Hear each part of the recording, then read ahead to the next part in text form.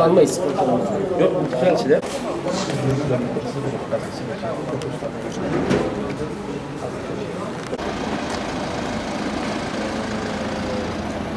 Herhangi bir sevk edilecek falan bir olan var. Şu anda sevkleri gerek duyulmuyor ama ilerleyen dönemde olursa arkadaşlar karar verecekler.